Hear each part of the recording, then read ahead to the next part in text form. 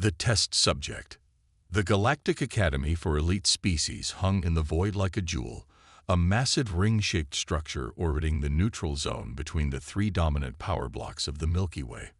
For 8 millennia, it had served as the premier training ground for the most promising warriors, strategists, and leaders from across the galaxy.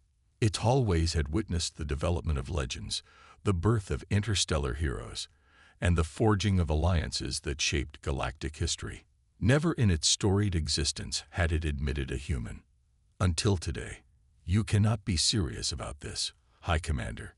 Professor Zextral's facial tentacles writhed in agitation, their normal iridescent blue darkening to an alarmed purple. Humans are barely space-capable. They discovered faster-than-light travel less than a century ago. High Commander Varshan, a towering Vrexian with the characteristic chitinous armor of her species, gazed down at her subordinate with 6 unblinking eyes. The Treaty of New Sol requires representation from all signatory species, Professor. The humans signed. They get a slot. But the Academy standards were met. Varshan interrupted, tapping a data pad with one clawed hand. Their candidate scored in the 98th percentile on the entrance exams. Which they could have cheated on, Zextral muttered. The exams were administered under Mentath supervision. Are you suggesting they outsmarted telepathic proctors? The professor's tentacles drooped in concession, but his compound eyes still sparkled with resistance. Then let us be honest about our intentions. We're admitting this human to demonstrate why their kind doesn't belong here. A teaching moment for their overly ambitious species. High Commander Varshan's mandibles clicked in what might have been a smile. Your perspective is noted, Professor. Now, I believe our new cadet's transport is docking. Perhaps you'd care to extend the Academy's welcome. 2 hours later, Ilara Chen stood in the center of the Academy's Grand Hall, a cavernous space designed to humble new arrivals with its scale and grandeur. The vaulted ceiling soared hundreds of meters overhead, decorated with holographic displays of the Academy's greatest achievements. Ilara, however, didn't look particularly humbled. At 182 centimeters tall, the human woman was unremarkable by Earth standards. Average height, athletic build, with short black hair cut in a practical style that framed a face notable mainly for its alert, deep brown eyes. What distinguished her was her stillness. While most new cadets fidgeted under the scrutiny of the Academy's senior staff, Ilara stood motionless, hands clasped behind her back, gaze steady. Cadet Chen. Professor Zextral's voice dripped with barely concealed disdain. Welcome to the Galactic Academy for Elite Species. I trust your journey was uneventful. Yes, Professor. Her voice was clear and controlled, betraying no intimidation despite being surrounded by aliens who towered over her. You understand, of course, that you are the first of your kind to walk these halls. Historical curiosity. Ilara's expression remained neutral. I understand I'm here to learn, sir. Same as everyone else. A ripple of amusement passed through the assembled alien staff. The Dravidi Dean of Combat Studies, a massive reptilian with scurred scales, leaned forward. You believe yourself equal to cadets who evolved on gravity worlds twice Earth's pull, to species who can regenerate limbs or survive in vacuum. No, sir. Ilara's response was immediate. I believe myself different, with different strengths and weaknesses. Assessment should determine if those differences are valuable here. The Dean's multifaceted eyes narrowed. An assessment? Yes. He exchanged glances with Professor Zextral. That would be appropriate. High Commander Varshan stepped forward. Cadet Chen will follow the standard orientation protocol like any other new arrival. She will be assigned quarters in Dormitory Alpha and begin classes tomorrow with respect, High Commander, Zextral interrupted. Perhaps an accelerated assessment would better serve everyone's interests. The crucible of Apex Hunters remains prepared from last semester's final trials. A murmur ran through the gathered officials. The crucible was a graduation requirement, not an orientation exercise. You suggest testing a new cadet against Apex predators. Varshan's voice was careful, neutral. I suggest confirming that our accommodations for this human are appropriate. If she cannot survive even the first trial, perhaps a reassignment to the diplomatic track would be more suitable. All eyes turned to Ilara, who had remained silent during this exchange. If she felt any anxiety at the prospect of facing lethal challenges meant for senior cadets, it didn't show on her face. Cadet Chen, the High Commander, addressed her directly. You are not required to accept this accelerated assessment. It would be reasonable to decline. Ilara looked at the assembled alien faculty, noting the judgment, the skepticism, and in some cases, the poorly concealed hope that she would fail. Then she smiled, a small, tight expression that didn't reach her eyes. I accept the assessment, Commander. When do we begin? The Crucible of Apex Hunters was a massive biodome nestled in the Academy's outer ring. Inside, environment generators could recreate the native habitats of the galaxy's most dangerous predatory species. As Ilara was escorted to the preparation chamber, technicians were already programming the first scenario. This is highly irregular, Medical Officer Trilnax protested, her translucent skin flushing with concern as she helped Ilara into a combat suit. The Crucible is designed for final-year cadets with 4 years of training. I'll manage, Ilara replied, checking the seal on her wrist gauntlets. The Palaxian doctor's compound eyes blinked in rapid succession. You don't understand. These are not simple animals. They are apex evolutionary masterpieces, each perfect for killing in their environment. So am I, Ilara's voice was matter-of-fact, without bravado.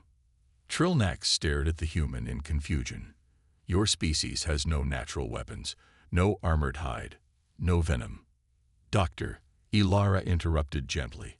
What's the apex predator on my homeworld? The doctor hesitated. According to cynobiology, various regional predators, large felines, certain marine species. No, Ilara corrected. It's us, humans. She accepted the standard-issue plasma knife, testing its weight in her hand. We're not the strongest or the fastest, but we're the last thing most prey ever sees. Before the doctor could respond, the preparation chamber's doors slid open. Professor Zextrol stood in the doorway, flanked by 2 security officers. It's time, human. The High Council and Academy leadership are assembled in the observation deck, his tentacles curled with what might have been anticipation. You will face 3 trials. Survival is the only objective. You may surrender at any point. What's the first challenge, Professor? Ilara asked, sliding the plasma knife into its sheath. The Void Stalker of Proxima Centauri, one of the first extraterrestrial predators humanity encountered, I believe. Consider it a homecoming gift. Ilara's eyes narrowed slightly. The Void Stalkers had killed hundreds of colonists during the early exploration of Earth's nearest stellar neighbor. They were ambush predators that absorbed light, appearing as mobile shadows that struck with paralytic tendrils before consuming their prey alive. Your species cataloged them as extinction-level threats, Zextrol continued. It's unfortunate that your government classified the records of how your military eventually contained them. Ilara nodded once. Very unfortunate for the Void Stalker. In the observation deck, over 100 Academy officials and senior cadets watched as Ilara stepped into the biodome. The environment generators had created a perfect replica of the rocky, twilight landscape of Proxima Centauri below gravity, thin atmosphere, perpetual dusk. Perfect hunting conditions for a Void Stalker. This is barbaric, High Commander Varshan murmured, though she made no move to stop the proceedings. She should at least have been given proper training. She accepted the challenge, the Dravidine replied. And we will learn precisely what humans are capable of. On the monitors, Ilara moved with careful precision across the rocky terrain. Unlike most new cadets, who typically activated their suit's enhanced sensors immediately, she had switched all systems to passive mode. No active scans, minimal power signatures. Interesting, commented the Dean. She's making herself electronically invisible. It won't help. Zextrol said dismissively. The Void Stalker hunts through vibration and thermal detection. Not. He stopped mid-sentence as Ilara suddenly dropped to one knee, perfectly still. The assembled observers leaned forward in their seats. On the thermal imaging display, they could see what Ilara couldn't. The Void Stalker, a perfect absence of heat in the landscape, slithering toward her from behind a rock formation. "She's dead," someone whispered. The Void Stalker surged forward, its shadowy form distorting as it prepared to strike. And then everything happened at once. Ilara spun on her heel, not toward the creature, but away from it, throwing something from her hand that arced through the air. There was a blinding flash of light, so intense that the observation deck's monitors temporarily overloaded. When visual feed restored 2 seconds later, the Void Stalker was writhing on the ground, its light-absorbing properties disrupted by whatever Ilara had thrown. Its normally invisible form now rippled with chaotic patterns of light and dark, its natural camouflage destroyed. Ilara didn't hesitate. With 3 quick strides, she closed the distance and drove her plasma knife directly into the creature's central neural cluster, a weakness that wasn't documented in any Academy database. The Void Stalker convulsed once and lay still. The entire confrontation had lasted less than 8 seconds. In the stunned silence of the observation deck, Ilara looked directly into the nearest camera. Her expression remained calm, but there was something in her eyes now, a focus that hadn't been there before. "Next trial, please," she said. Professor Zextrol's facial tentacles had gone completely white, a sign of extreme shock in his species. "How did she?" he began, then collected himself. "What did she use to disrupt its light absorption?"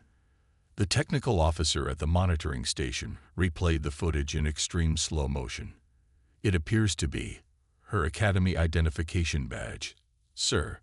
The metallic backing reflected the emergency light from her suit when she activated it simultaneously. "That's impossible," the Dravity Dean rumbled. "No cadet has ever defeated a Void Stalker on their first encounter, and she knew exactly where to strike." High Commander Varshan's mandibles clicked thoughtfully. "Perhaps we should reconsider the next trials. This was meant to be an assessment, not an execution, of our specimen." "No," Zextrol's voice had hardened. The human accepted all 3 trials. "Continue the assessment with the crystalline behemoth." As the biodome began reconfiguring for the second trial, the assembled Academy leadership watched the human with new eyes. No one spoke the question aloud, but it hung in the air nonetheless. What else had they underestimated about humanity? Humanity unleashed. The atmosphere in the observation deck had transformed from amused condescension to uneasy silence.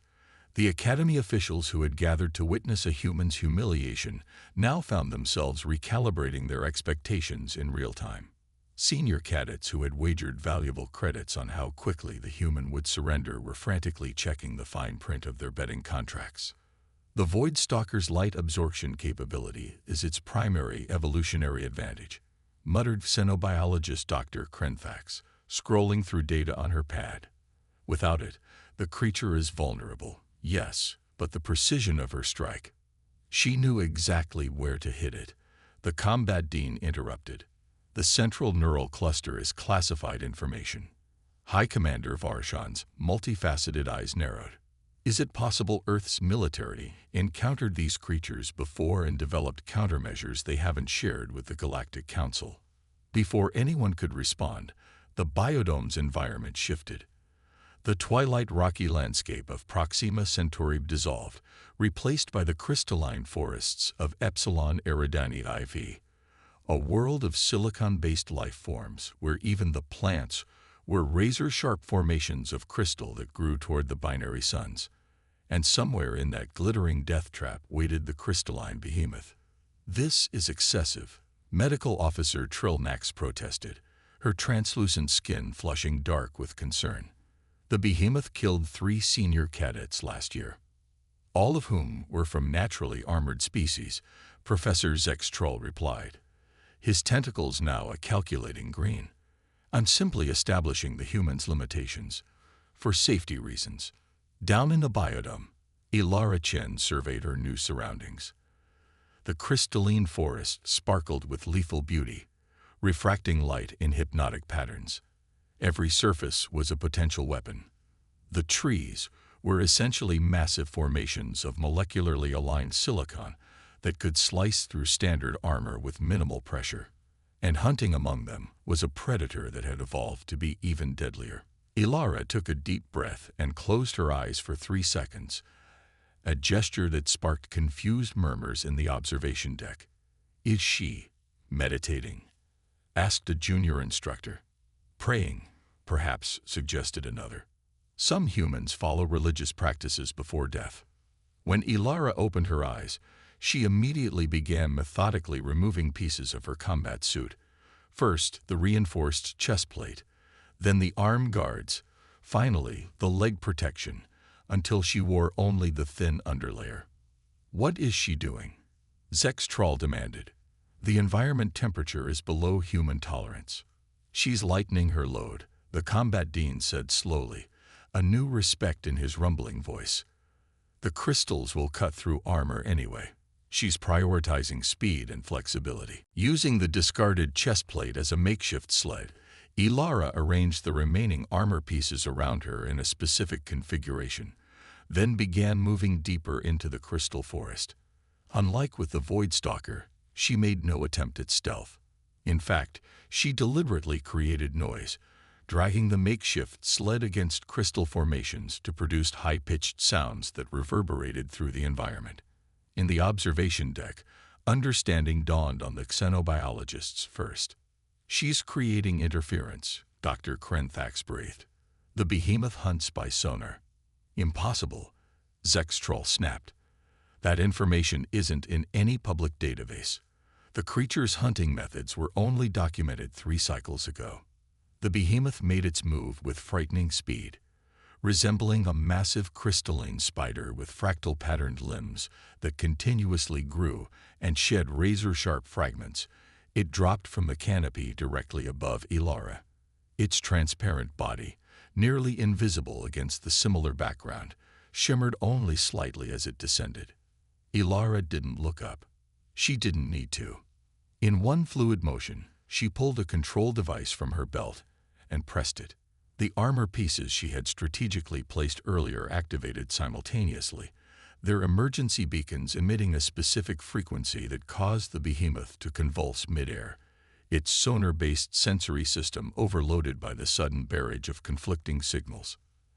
As the creature crashed into the crystal soil beside her, Ilara was already moving. She slid beneath its thrashing limbs, plasma knife extended, and made 3 precise cuts at junction points where the crystalline exoskeleton was thinnest. Clear fluid that served as the creature's circulatory medium sprayed from the wounds, instantly crystallizing in the cold air. The behemoth tried to right itself, limbs scrabbling for purchase, but Ilara had severed key motor control nodes. It collapsed, still alive but immobilized. Ilara stood, breathing hard, a thin line of blood tracing her cheek where a crystal shard had caught her. She looked directly at the nearest camera. "I'm calling this one a technical victory," she said evenly. "The creature lives, but can't continue. Consider it captured for study." In the observation deck, the silence was profound. "She didn't kill it," the combat dean finally said. "She disabled it. That's unprecedented tactical restraint. And completely unnecessary risk," Zextrol countered, though his tentacles had paled again. "The trial parameters allow for lethal force, which she chose not to use," High Commander Varshan noted. "Interesting." As the biodome began reconfiguring for the final trial, a new figure entered the observation deck. Admiral Kavalin of the Galactic Security Council moved with the fluid grace of his aquatic species, his scaled form housed in a hovering hydration field. The entire room snapped to attention. "Admiral," Varshan greeted him with appropriate deference, "we weren't informed of your interest in this assessment." "Few were," the Admiral replied, his voice modulated through his environmental suit speakers. When I received word that Professor Zextroll had arranged for the first human cadet to face the apex crucible, I thought it prudent to observe. His phosphorescent eyes shifted to the monitors where Ilara was visible, retrieving her armor pieces from the crystalline landscape before the environment changed. Remarkable performance, the Admiral continued, almost as if she knew exactly what to expect. Professor Zextroll's tentacles curled defensively. Sir, are you suggesting? I suggest nothing, Professor. I merely observe that our human guest seems unusually prepared for challenges that have defeated even our most promising senior cadets. The biodome completed its reconfiguration. This time, the environment transformed into a dense, fog-shrouded forest. Massive trees loomed like shadowy sentinels, their canopies completely blocking what little light filtered through the perpetual mist. The temperature dropped further, and the atmospheric composition shifted to include hallucinogenic spores native to the swamp moons of Tenebia. The Mist Hunter, someone whispered. That's excessive. Even Admiral Cavalin seemed surprised. This creature is rated Class 5 lethal, Professor. It's used for Special Forces training, not academic assessment. The human agreed to 3 trials, Zextroll insisted, though his tentacles had darkened with what might have been concern, and has shown remarkable adaptability. I'm simply testing the limits of that adaptability. In the biodome, Ilara surveyed the misty landscape with newfound wariness. She reattached her armor, securing each piece with practiced efficiency, then hesitated before activating her helmet's environmental seal. Cadet Chen, High Commander Varshan's voice came through the communication system. The final environment contains toxic spores. Full environmental protection is advised. Ilara nodded once in acknowledgement, sealed her helmet, and moved into the mist.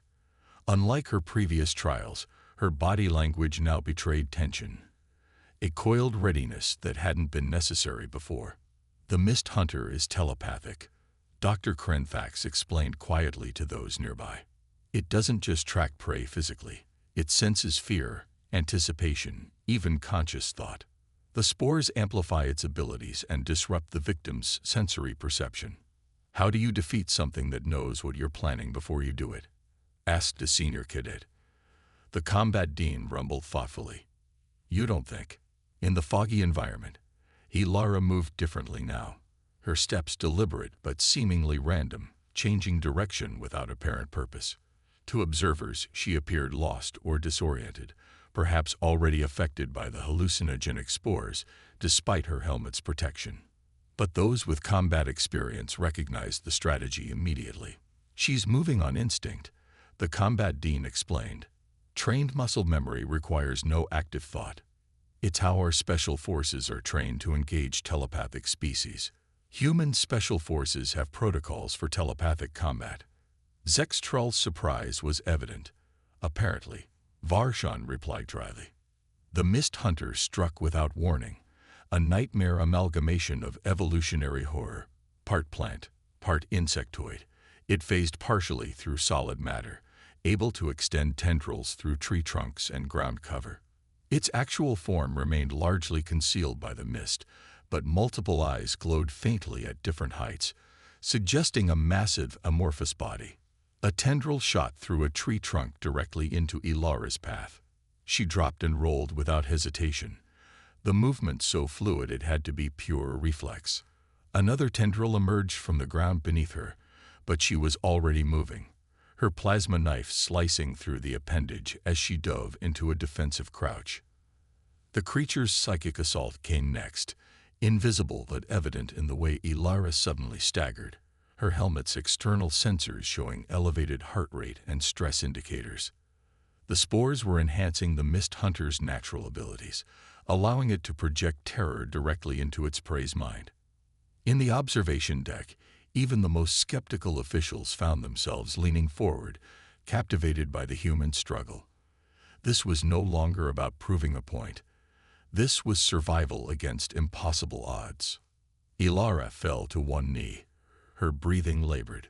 The Mist Hunter's tendrils encircled her, closing in for the kill. Then she did something no one expected. She laughed. The sound rang through the communication system, clear, genuine laughter that echoed in the misty environment. And as she laughed, she reached up and deliberately unsealed her helmet, exposing herself directly to the spore-laden atmosphere. "Is she committing suicide?" gasped Dr. Krenfax. "Tactical surrender," another suggested. "No," Admiral Kavalan said quietly. "Watch." As the spores entered Ilara's system, her vital signs spiked dramatically. But instead of collapsing, she stood. And when she spoke, her voice was steady. "You rely on fear," she said to the creatures surrounding her. "That's your real weapon. Not the tendrils, not the physical attack. Fear." The Mist Hunter's tendrils paused in their advance, its glowing eyes fixed on this prey that wasn't behaving as prey should. "But here's what your species never encountered before," Ilara continued, taking a deliberate step forward. "Humans don't just feel fear. We use it." With movements too fast to track, she activated something on her wrist gauntlet.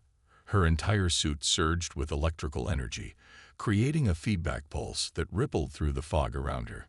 The Mist Hunter's psychic connection, amplified by the spores, became its vulnerability. The feedback traveled along that very connection, overloading its neural network. The creature's tendrils thrashed wildly, its glowing eyes flickering as it tried to disengage from the human's mind. But Ilara pressed forward, physically and mentally, turning the hunter's own hunting method against it. "We evolve as prey animals," she said, advancing step by step toward the creature's central mass. "Fear kept us alive. Then we learned to master it, to channel it." The Mist Hunter retreated, its form contorting as it tried to phase away through solid matter. But Ilara matched its movement, maintaining the connection, forcing the feedback loop to continue. "And then," she concluded, raising her plasma knife, "we became the apex predators of our world, not despite our fear, but because of it." The final strike was almost anticlimactic. The Mist Hunter, its psychic defenses shattered by the feedback loop, couldn't phase through matter properly. Ilara's plasma knife found the junction where physical and partially phased form met, a vulnerability no Academy record had ever documented. The creature collapsed, its connection to the physical world severed. It didn't die. It simply retreated to whatever dimensional pocket its species originated from, defeated. Ilara stood alone in the mist, resealed her helmet with shaking hands, and looked up at the cameras. "Assessment complete," she stated simply, though her voice now betrayed exhaustion. In the observation deck, no one spoke for several long moments. Finally, Admiral Kavalan broke the silence. "I believe we've seen quite enough, Professor Zextrol." "The results are unexpected," Zextrol admitted, his tentacles now a mottled pattern of conflicting emotions. "Are they?" The Admiral's phosphorescent eyes narrowed. "Or precisely what you hope to demonstrate?" The High Commander's mandibles clicked in confusion. "Admiral."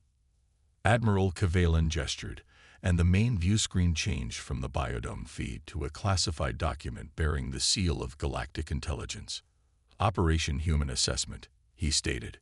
"A joint initiative between Academy leadership and the Security Council to evaluate humanity's undocumented military capabilities, to determine whether they represent a potential threat or a valuable ally." Realization dawned on Varshan's face. "You knew." "Of course," the Admiral confirmed. "Did you really believe we would allow an untested species access to our premier military academy without thorough evaluation?" Cadet Chen was selected not just for her test scores, but for her background. Earth Special Forces, Cenithric Division. The division Earth claims doesn't exist. In the biodome, medical personnel had entered to escort Ilara to the infirmary. Despite her ordeal, she walked under her own power, her posture still disciplined despite obvious fatigue. "The assessment was mutual, Professor," the Admiral continued. "We evaluated her. She, and by extension, Earth, evaluated us. Our knowledge, our tactics, our prejudices." "And what was your conclusion, Admiral?" the Combat Dean asked quietly. Admiral Cavallan's gaze returned to the monitor where Ilara was visible, now accepting treatment from Dr. Trilnax. That humans are exactly what they appear to be, physically unremarkable, technologically behind many council species, and yet, perhaps the most dangerous allies we could have chosen. There was something like respect in his modulated voice. They don't just adapt, they weaponize adaptation itself. So Cadet Chen stays? High Commander Varshan asked. Oh yes, the Admiral confirmed. And will accept their full diplomatic contingent as well. Better to have humans working with us than alternatives. As the Academy officials filed out of the observation deck, Professor Zextral lingered, reviewing the footage of Ilara's trials. His scientific curiosity had overtaken his initial prejudice. Remarkable, he murmured to himself. They sent us their best, knowing exactly what we would do. Not quite, Professor. Zextral turned to find Admiral Cavallan had remained behind, watching him. Cadet Chen, the Admiral continued. She ranked in the middle of her class on Earth. She's good, but not exceptional, by human standards. The professor's facial tentacles went completely white for the second time that day. Then why send her? To make a point, I imagine. The Admiral's voice carried a note of grim amusement. After all, if this is what their average soldiers can do. He left the implication hanging in the air as he departed, leaving Professor Zextral alone with the realization that the galaxy had just become a much more complicated place. In the Academy infirmary, Ilara Chen sat quietly as Dr. Trilnax treated the minor injuries she'd sustained. The doctor's translucent hands moved with professional efficiency, but her compound eyes kept darting to the human's face. You knew what you would face, Trilnax finally said. It wasn't a question. Ilara's lips curved in a small smile. We do our homework, Doctor. But the risk was calculated, Ilara finished. Sometimes you have to lose a few battles to win the war. And what war is that, Cadet Chen? Ilara looked out the infirmary window at the stars beyond, the same stars that humans had gazed upon for thousands of years before finally reaching them. The war against underestimation, she replied quietly. We needed you to see us clearly. All of us. Dr. Trilnax's skin flushed with understanding. Today wasn't about you at all, was it? It was about humanity. Ilara nodded once. We're joining a community that's millions of years older than our entire civilization. We needed to ensure that community respects us enough to let us contribute, not just tolerate us as the new primitives on the block. She flexed her hand, testing the bandage the doctor had applied. Sometimes, she added, the best way to avoid a fight is to win it before it begins. As Ilara Chen left the infirmary to take her rightful place among the Academy's cadets, that philosophy, so uniquely human and yet so universally effective, would become her most lasting contribution to galactic security. The apex predators of countless worlds had evolved claws, venom, and armor. Humanity had evolved something far more dangerous: foresight.